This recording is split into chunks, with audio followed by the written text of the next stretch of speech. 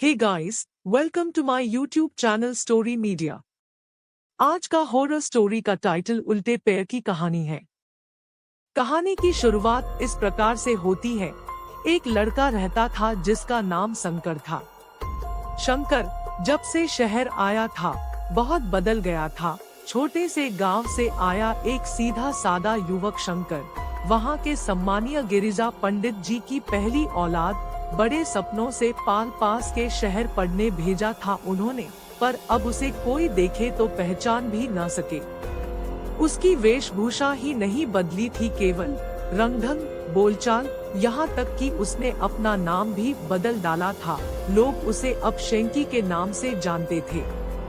College के कुछ हुड़दंगे लड़कों के ग्रुप का नेता था वो। कहीं किसी को पीटना हो, छेड़छाड़ करनी हो, सबसे आगे रहता। लड़कियों के आगे इतना भोला बन जाता कि वो उसके जाल में फंस ही जाती। अभी उनके बॉयज हॉस्टल के सामने गर्ल्स हॉस्टल में कोई लड़की आई थी, पिया नाम था उसका। उसके दोस्तों ने शेंकी को चुनौती दे रखी थी, इसे पटा के दिखा तो जाने। पहले पहल शेंकी ने ध्यान न दिया, फिर एक दिन उसने पिया की फोटो देखी। कितनी खूबसूरत लड़की थी, गोरा दूधिया रंग, कमर तक लहराते रेशमी सिल्की बाल, बड़े बड़े कजरारे नैन। वो अपलक उसे देखता ही रह गया। अब तो उसके मन में भी इच्छा जगी कि इस लड़की से तो दोस्ती करनी ही पड़ेगी, जिसे देखते ही पहली नजर में उससे प्यार हो गया था उसे। शेंकी सुबह शाम गर्ल्स हॉस्टल के चक्कर लगाता, पर उसे साक्षात कभी न देख पाया। फिर किसी दोस्त ने बताया कि वो सामने वाले प्रियदर्शिनी पार्क में सुबह शाम जॉगिंग के लिए जाती है। शेंकी को उससे मिलने की बहुत बेताबी थी। पहुंच गया सुबह वहां। जैसे तस्वीर में थी उससे कहीं ज्यादा खूबसूरत थी वो। शेंकी उसके आसपास मंडराता रहा, पर उसने आंख उठा के भी उसे न देखा। बहुत परेशान हो उठा था वो। ये कैसी लड़की है, शायद पहली है जो उसके जाल में फंसने से बच रही थी। इसने तो आंख उठा के भी उसे नहीं देखा, ऐसे कैसे? शेंकी के अहम को बहुत चोट पहुंची इस बात से।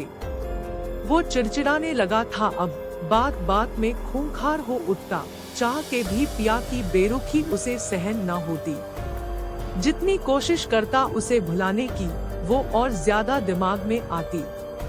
एक दिन हल्का शाम का धुंधलका छाने लगा था और वो पार्क में घूम रहा था कि पीछे से किसी आवाज ने उसके बढ़ते कदम रोक दिए। एक सुरीली मीठी सी आवाज उसे पुकार रही थी, हेलो शेंकी। वो पीछे मुड़ के देखने ही वाला था कि आवाज ने उसे रोक दिया। पीछे मुड़ के मत देखना कभी भी। मैं वही हूँ जिसको बहुत दिनों से तुम पाना चाह रहे थे। बेसाख्ता वो बोला, पिया हो तुम? वो सुरीली आवाज में हंसी, क्या बात है, दाद देनी पड़ेगी तुम्हारी, लेकिन ध्यान रखना कभी मुझे पीछे मुड़ के न देखना। तो आप मेरे बराबर आ जाइए न, शेंकी ने अनुनय की। नहीं, ऐसा नहीं हो सकता, वो बोली। क्या मैं इसका कारण जान सकता हूँ? वो दबे स्वर में बोला। इतना बोलने वाले मुझे पसंद नहीं। पीछे से आवाज का सुरीलापन कम होता जा रहा था। आहान नहीं, पीछे मना किया न, बार बार चेतावनी नहीं दूंगी।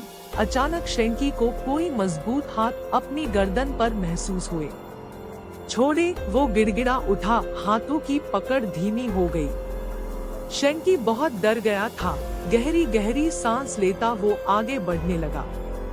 थोड़ी दूर जाने पर उसे लगा कि अब उसके साथ शायद कोई नहीं था, लेकिन पीछे देखने को मना था, इसलिए वो सीधा कमरे पर जाकर बिस्तर पर औंधा गिर गया। शेंकी बहुत डर गया था उस दिन। कुछ दिनों वो पार्क नहीं गया। मन में अकुलाहट थी कि ये पिया ही थी या कोई और थी। हिम्मत बटोर आज फिर वहीं चल दिया। पार्क में आज पिया दिखाई नहीं दी थी। वो निराश भी था और रिलैक्स भी। चलो जान छुटी। अभी सोच ही रहा था कि पीछे से चिरपरिचित आवाज आई, आज बहुत दिन बाद आए, तबीयत ठीक है तुम्हारी?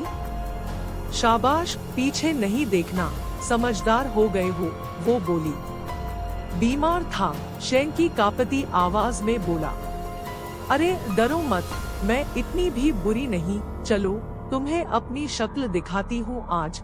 अपनी नाक की सीध में चलते रहो, जब मैं कहूँगी तब रुक जाना बस। शेंकी यंत्रवत चलता रहा।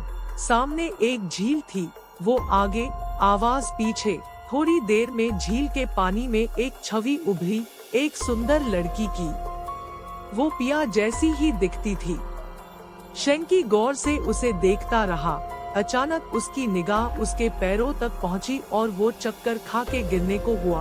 उस लड़की के उल्टे पैर थे। तो क्या ये लड़की नहीं, चुड़ैल है कोई?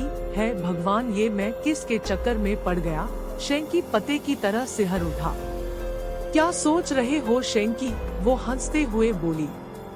कुछ नहीं जी, वो हकलाया। अब लौट चले। अरे इतनी जल्दी? अभी तो मिले ही हैं। शक्ल अच्छी नहीं लगी क्या मेरी? वो बोली। नहीं नहीं, शेंकी ने कहा तो वो ठहाका लगा के हंसने लगी। शेंकी अब बुरी तरह उसके जाल में फंस चुका था। उसे समझ न आता कि क्या करे। बीमार, डरा हुआ रहने लगा हर वक्त। उसके दोस्त परेशान कि इसे क्या हो रहा है आजकल। एक दिन सोते हुए वो कुछ बड़बड़ा रहा था और उसके प्रिय मित्र ने सुना वो रोते हुए पिया से खुद को छोड़ने की गुहार लगा रहा था। उसने अगले ही दिन शेंकी के पिताजी को टेलीफोन पर सूचित किया कि शेंकी किसी आत्मा के चक्कर में फंस गया है, आप उसे संभाले आकर। अगले हफ्ते अपने पिता को अचानक आया देखकर शेंकी को बहुत सुखद आश्चर्य हुआ। वो उनसे लिपट के फूट फूट के रोने लगा। उसने कहा, पिताजी मुझे बचा ले, आइंदा कोई गलत काम न करूँगा। उसके पिता ने सारी बात सुनी, अपने मित्रों से इस बारे में परामर्श किया और शेंकी को सारी योजना समझाई। योजना अनुसार शेंकी सुबह जल्दी ही पार्क पहुंच गया। थोड़ी देर में वो आवाज आई और वो लड़की उससे बातें करने लगी। आज फिर उसने शेंकी को सीधे अपने बताए रास्ते पर चलने को कहा। शेंकी चुपचाप चलता रहा।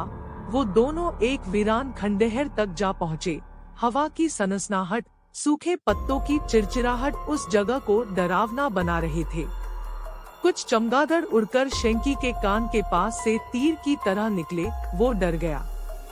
वो लड़की उसे उस वीराने में लाकर पटकने वाली थी कि शेंकी फुर्ती से पीछे मुड़ा और असावधानी में वो लड़की उसे कुछ न कह पाई। मामला समझ आते ही वो गुर्राई, तुम पीछे कैसे मुड़े? मैं तुम्हारा खून पी जाऊंगी। इतने में ही उस चुड़ैल बनी लड़की को शेंकी के पिता और कई पुलिस वालों ने घेर लिया। इस अप्रत्याशित हमले के लिए वो तैयार न थी। पुलिस को उसने बताया कि उसके पिता गरीब थे, ठेला लगाते थे। एक बार किन्हीं रसूखदारों ने उनसे उनका ठेला छीन लिया, उन्हें मार डाला।